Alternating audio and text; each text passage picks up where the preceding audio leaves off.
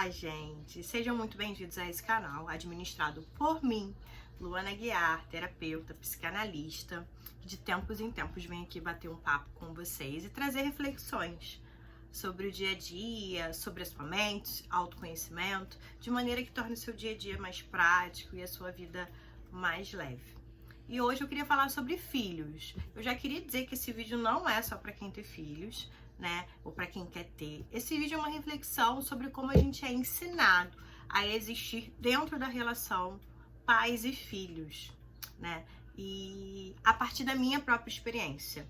Eu tenho aqui em casa uma criança de 9 anos que está se descobrindo pré-adolescente. E está entrando nesse movimento de começar a me questionar, começar a querer responder. E aí tá sendo um desafio. Eu e meu marido aqui, a gente tá pensando sobre como a gente vai conseguir permitir que ele exerça essa personalidade dele, né? Que ele construa esse lugar em que ele tenha voz, que ele possa ser ele mesmo, sem que a gente perca a nossa autoridade e o respeito dele por nós. E esse é um desafio que parece bobo, ou que parece óbvio, mas que muitos pais e filhos enfrentam e não sabem enfrentar isso de uma maneira consciente e acabam perpetuando traumas e bloqueios que vão caminhar com esses filhos até a sua vida adulta. E é esse o ponto da questão. Eu acho que é aí que entra um assunto que vale para todo mundo, né? Todo mundo quer o filho bonzinho, o filho que nunca responde, o filho que faz tudo que os pais querem, né? O filho que corresponde às expectativas. Esse é o filho que as pessoas na maioria das vezes buscam. Só que nessa fase da adolescência, essa pré-adolescência, adolescência, né, até a vida adulta, é o momento em que a criança faz essa transição, obviamente, né, e constrói a sua identidade, né? A base da identidade como um ser separado de pai e mãe, que tem direito de existir, tem direito de fazer suas escolhas. A base dessa personalidade se constrói nesse movimento. E os pais, quando eles têm essa percepção, eles buscam um lugar de meio termo dentro da realidade da família, obviamente, mas que eles consigam exercer, né, de alguma maneira o seu poder sobre os filhos, mas que permitam que os filhos existam. E esse é o meu desafio nesse momento, e é um desafio que os pais deveriam pensar. E que a gente, como filho, deveria pensar como se deu esse processo para você. O que eu quero dizer? Eu já falei aqui que a maioria quer um filho super bonzinho, uma filha super boazinha. Mas se você parar para pensar, qual tipo de filho você foi? Se você foi o filho ou a filha 100% exemplar, que nunca fez nada que os pais não queriam, que só fazia aquilo que era aprovado pelo pai e pela mãe, quando você chegar na sua vida adulta, hoje, você pode ter muita dificuldade de se posicionar. Você pode ter muita dificuldade em sair da casa dos pais. Normalmente são essas filhas que moram a vida inteira com a mãe, que vivem, né, para fazer a alegria, a felicidade da mãe, porque elas aprenderam isso ali. Naquele momento em que elas estavam construindo a sua personalidade, elas não se atreveram a existir. Elas não se atreveram a desafiar, a se questionar. Tá bom, minha mãe pensa assim, mas será que eu penso assim? Será que essa é a minha verdade? Essas pessoas não se permitiram vivenciar esses momentos. E se não se permitiram lá, vão ter muita dificuldade em se permitir vivenciar esses momentos quando adultos. Então são as pessoas que são inseguras, que permanecem nesse lugar infantil, que não conseguem se desenvolver profissionalmente, que estão sempre ali apagadas, escondidas por trás de alguém que traz uma aparência mais forte, que é essa projeção dos pais que dizia, você pode fazer isso, ou isso você não pode fazer. Então é importante que a gente olhe isso, porque às vezes a gente acha que uma coisa tão pequena, Luana, pode influenciar a minha vida inteira? Pode e vai. Pode e vai. Com certeza vai influenciar as suas decisões. Então, olha para a sua história, olha para a sua trajetória e se pergunta, qual filho ou filha eu fui? E quais as consequências disso na minha vida adulta? E se você tem um filho ou uma filha que está entrando nesse lugar, como eu falei para vocês, né, que está vivendo esse movimento agora de ir para a vida, de crescer, de construir esse lugar, de existir, de ter a sua própria personalidade, independente dos pais, como você está lidando com isso?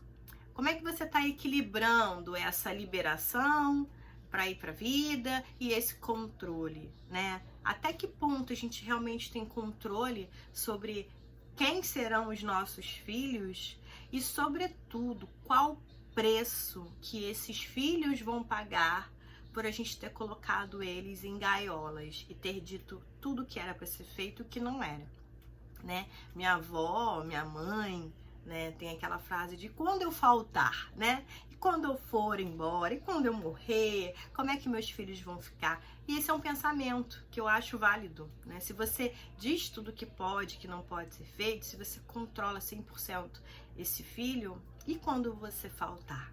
Será que ele vai ter forças para ir para a vida? Ela vai ter forças para existir, né? Então fica aqui essa reflexão. A maioria das mulheres, sobretudo as mulheres, tá? Que tem essa dificuldade de ir para a vida, de construir sua própria família, de ter um emprego, de não ter que estar todo dia dentro da casa da mãe, todo dia respirando a família, né? Que tem um espaço para existir, tem um espaço para fazer suas próprias escolhas, que se sente livre, né? Que não se sente presa, que não se questiona. E se eu fizer isso, o que a minha mãe vai pensar?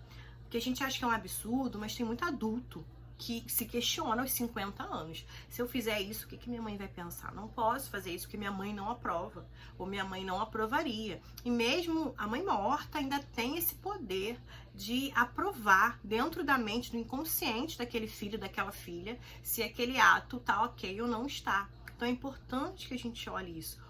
Quanto de autonomia há nas suas escolhas? Ou elas ainda precisam passar pelo crivo de aprovação dos seus pais? Daqueles que lá naquela fase, quando você deveria estar indo para a vida e construindo a sua independência, a sua noção de limite, eles te tolhiram.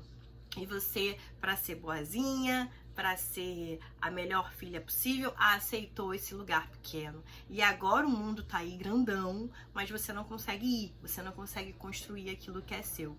Você ainda tá presa naquilo que fizeram de você. Então essa é uma reflexão importantíssima. E eu queria que vocês me falassem sobre isso. A partir da experiência de vocês, quais filhos vocês foram? Filho bonzinho? Ou você teve tempo de... eu fazia uma coisinha ou outra que a minha mãe gostava, mas eu também fui experimentar a vida, eu também fui construir o meu lugar, eu gosto de ter minha própria personalidade, eu tive espaço para existir, então eu consigo me ver como um ser independente, eu sei que agora eu sou um adulto, e eu não preciso mais da aprovação da mamãe, que eu posso escolher, que se ela não gostar tá tudo bem, é algo que ela tem que lidar, mas que eu não vou frear os meus desejos por isso, eu vou ponderar, vou olhar, mas vou fazer aquilo que faz bem pro meu coração. Parece óbvio, gente, mas é muito difícil, a gente fica muito preso à aprovação dos pais, né? E quanto mais limitado tiver sido o nosso movimento na transição da adolescência para a vida adulta, mais essa limitação vai refletir quando nós já formos seres capazes de escolher.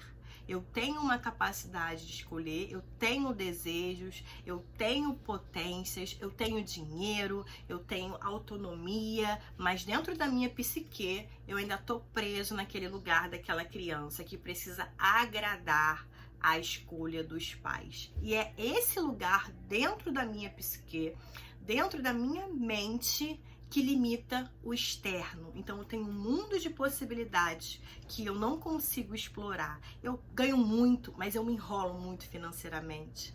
Eu tenho parceiros, mas as minhas relações não caminham. Eu não consigo sair da casa da minha mãe porque eu sinto muita culpa de deixá-la morando sozinha, já idosa. Todos esses movimentos traduzem aquele ponto lá atrás, quando você era adolescente e esse seu lugar de existência foi tolhido, cortado, limitado. E isso vai refletir na sua vida inteira, até que você olhe para isso, reconheça que existe essa limitação e comece a deixá-la lá atrás. Entenda que é uma projeção de uma fase que você não vive mais, de uma situação que você não precisa mais vivenciar e que você conseguirá além disso, né? Então fica essa reflexão a partir da vivência que eu tô tendo agora.